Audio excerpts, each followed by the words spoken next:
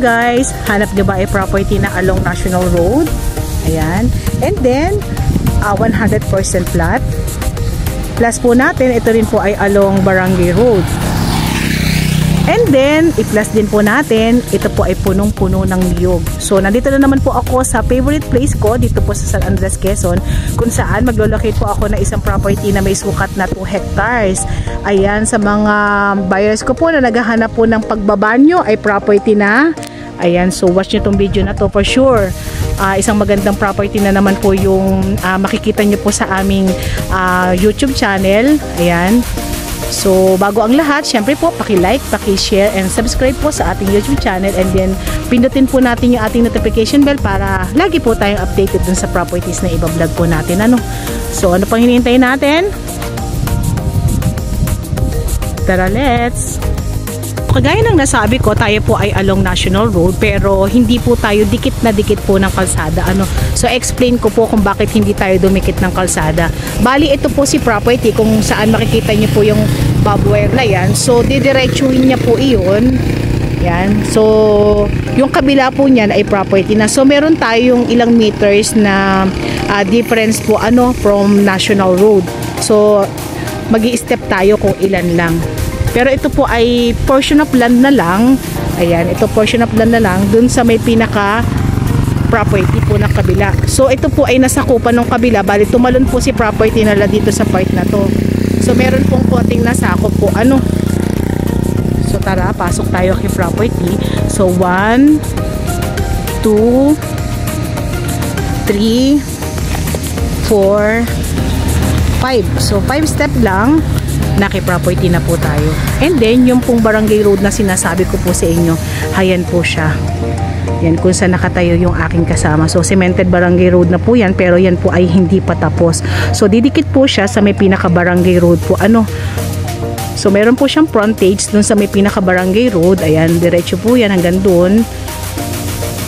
Pero po dito po sa kalsada, nandito lang po siya. And then, ito na po si National Road. So, 5 step lang po tayo away from National Road. Ang gandang property. Yan, bet na bet ko to.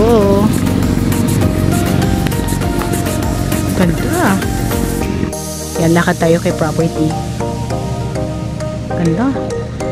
So, si property po ay merong nasa 600 kapuno ng niyog. So, expect na po natin yun. Kasi talagang dikit-dikit po yung pinaka-niyog niya. And then, good thing, ito po ay napakabata po ng mga niyog niya. Pero, kasigaran po ng pamumunga. So, ang dami daw pong inaanin to. Mamaya tatanong natin kay seller ko ilan yung inaanin ng kanyang farmland. So, yun po yung car namin. Ayan. And then, kanina po, so binibisita po namin mabuti si property. Meron po tayong natitirang 6 meters po na frontage po dun sa may pinaka National Road.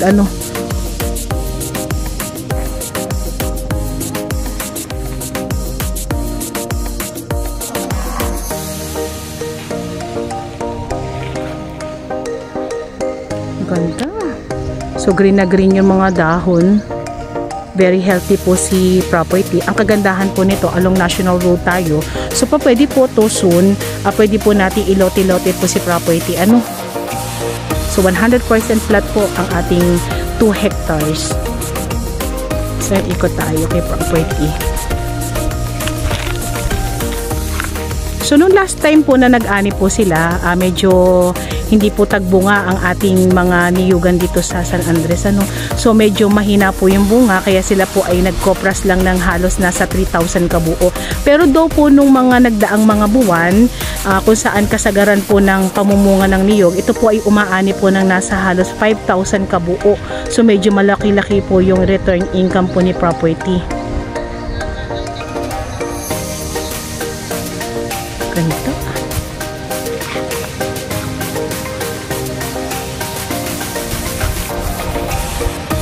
Lakad tayo. Sarap ikutin. So kung gusto po natin magkaroon ng source ng tubig dito, pwede po tayo magpahukay, pwede po tayo magpatayo ng deep well. May source naman po tayo ng kuryente, dun po tayo magtatap dun sa may pinaka national road po natin. So So may signal din po ang ating phone.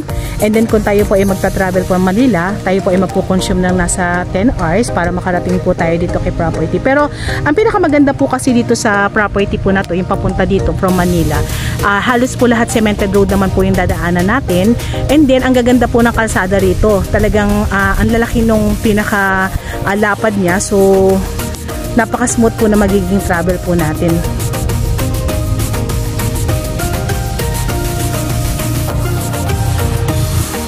Si property po ay nasa 14 kilometers para makarating po tayo ng pinaka-town proper po ng San Andres.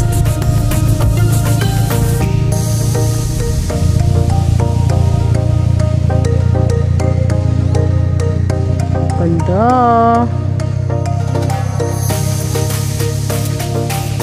So pwede tayo mag-alaga ng mga hayop dito para hindi masyadong tubuan ng damo. So wala naman tayo masyadong lilinisin, ano? Napakalinis naman po ni property bukod dun sa mga bumabagsak na mga sanga-sanga ng niyog na yan, pero wala siyang damo. Halos parang Bermuda grass lang po yung mga tumutubo rito sa mga ganitong klase ng lugar.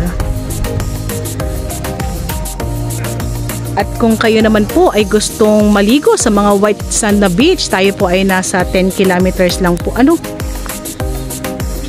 Wala.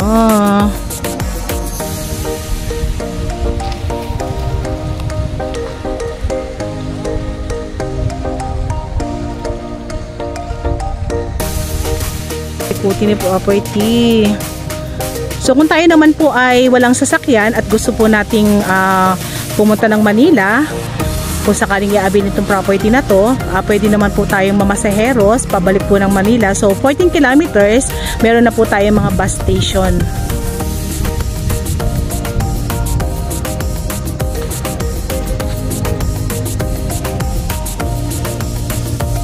May nagdadaan naman po diyang mga habal-habal or yung mga tricycle na pwede po nating sakyan. Ayan po, mga tricycle o mga nakasakay yung mga pasahero. So papunta ng bayan yung mga yan. Tayo. Si property po ay matured CLOA title, and then ito po ay buhay ang may-ari. So wala po tayong magiging problema sa bentahan. And then maganda rin po, updated po lagi ang kanilang amilyaran. Ayan. So priceable na po tayo. Si property po ay binebenta sa halagang 1.7 million. So sa halagang 1.7 million tayo po ay meron ng property na along Barangay Road, along National Road, and then may ganitong kagandang niyugan, 100% flat. Meron na po tayong source ng kuryente, may signal po ang ating phone. So ang kulang na lang po natin dito ay magpapatayo po tayo ng poso or yung deep well para magkaroon po tayo ng source ng tubig. Yan, kung sakali pong meron akong nakalimutang banggitin about this property, meron po kaming description sa baba, so pakiclick na lang din po iyon. And then, nandun din po sa description box po namin kung ano-ano po sasagutin ni seller, and then ano din po ang sagot ni buyer.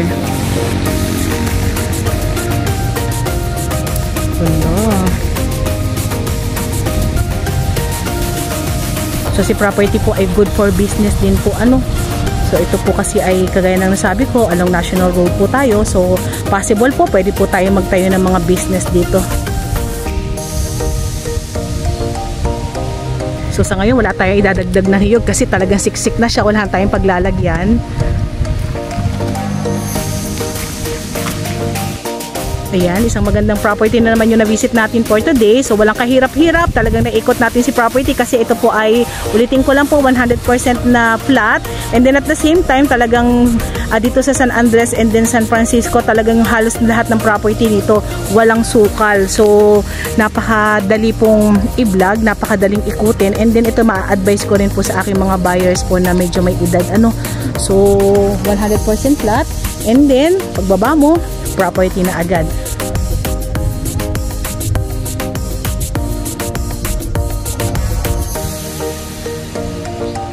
So ayan, kung sakali magustuhan nyo po si property, pwede nyo na po kami i-message sa aming WhatsApp and Viber na mag-a-appear sa inyong mga screen.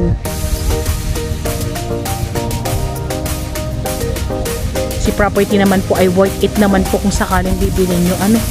Napakaganda naman po talaga. Talagang hindi ka mapapanglaw dito kasi yan, daan ng mga sasakyan. Yan po.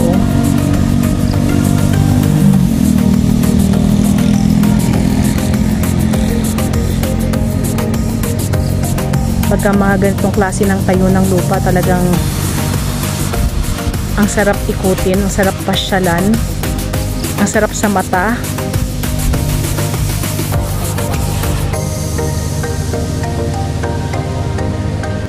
Yan, labas na tayo ng property. So avail na po kayo mga ka-farm lot. Ready na po kami for reservation.